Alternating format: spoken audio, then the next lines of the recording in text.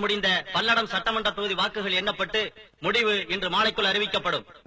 ஏயா நாம ஒவ்வொரு வீட்டுக்கும் சொம்பும் குடமும் கொடுத்து ஓட்டு கேட்டோம்.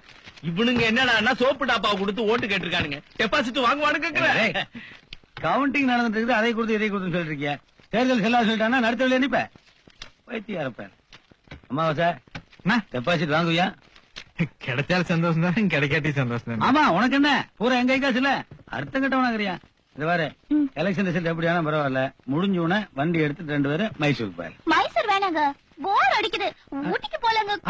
ஐயோ அண்ணா அண்ணா உழுந்துறாங்க அண்ணா. ஏங்க நான் ஊட்டி வரவங்களா? ரிசல்ட் என்ன பாப்பியா? அதை விட்டு லவ் பண்ணது வேடிக்கை பாத்துருக்க.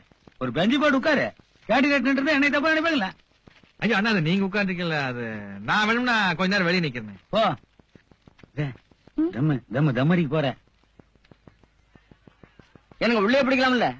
ஐயோ உள்ள மணியன் இருக்கிறாருங்க. அதனால என்னங்க அண்ணனுக்கு மாமா முதல் சுற்று நிலவரப்படி சுயேட்சை வேட்பாளர் நாகராஜ சோழன் 1500 வாக்குகள் அதிகம் பெற்று முன்னணியில் இருக்கிறார்.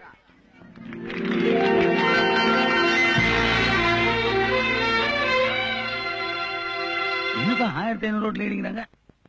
சொல்ல முடியாது, இதெல்லாம் பல்லடத்து ஓட்டு, நம்ம சாதிக்காரனுங்க. சுல்தான் என்னதான் தெரியும், மோசமானவனுங்க, சொதப்பினாலும் சொதப்பிடுவானுங்க. சுயேட்சை வேட்பாளர் நாகராஜ சோழன் 5000 வாக்குகள் அதிகம் பெற்று முன்னணியில் இருக்கிறார். சுல்தான்பேட்டை ஓட்டு எண்ணிட்டாங்க போல இருக்குதா? ஒரு ஆர்வத்துல போற, வேங்கல் அடிக்க மாட்டேன். ஆமா சிகரெட் வாசம் அடிச்சது நீங்களே குடிச்சீங்க? இல்லீங்க தம்பிங்க. தம்பியா? ஆமாங்க. முன்னாடி குடிக்க மாட்டேன், மரியாதையான வயன்ல. ஏன் நின்னுட்டு இருக்கீங்க? உட்காருங்க. அண்ணா வந்துருவாரு, அதான் பாக்குறேன். சுயேட்சை வேட்பாளர் நாகராஜ சோழன் தன்னை எதிர்த்து போட்டியிட்ட வேட்பாளர் அரங்கநாதனை விட 8000 வாக்குகள் அதிகம் பெற்று முன்னணியில் இருக்கிறார். சுயேட்சை வேட்பாளர் நாகராஜ சோழன் 15000 வாக்குகள் அதிகம் பெற்று முன்னணியில் இருக்கிறார். சுயேட்சை வேட்பாளர் நாகராஜ சோழன் 20000 வாக்குகள் அதிகம் பெற்று முன்னணியில் இருக்கிறார்.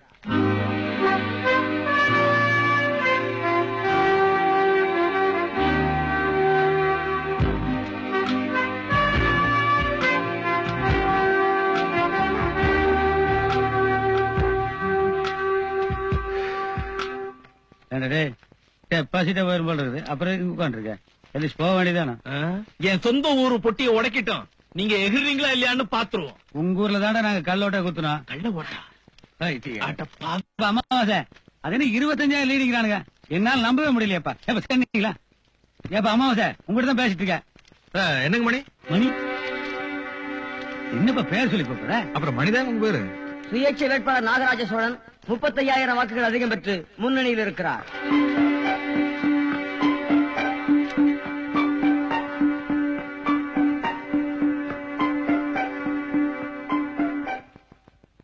அமாவாசை கால் படுது. முட்டுதுங்களா? அத்தனை இடம் இருக்கிறதுல கொஞ்சம் தள்ளி நிக்கலாம்ல, மேல வந்து ஏறினா. ஏமாவாசை நீதான் பேசுறியா? நாகராஜ சோழன் எம்ஏ, சோழர் பரம்பரையில் ஒரு எம்எல்ஏ. அட லீடிங் ஜாஸ்தி, அதுக்காக ஏன் ஆள் மலையா கை போடுற? அது கையாட்டினா மேல தொட மேல முட்டிருச்சு. கை எடுக்கணுமா? இருக்கட்டும் இருக்கட்டும். இருக்கட்டுமாமா. ஊட்டிக்கு தனியா தான் போகணும் போல இருக்குதா? நாகராஜ சோழன் 50000 வாக்குகள் அதிகம் பெற்று வெற்றி பெற்றிருக்கிறார்.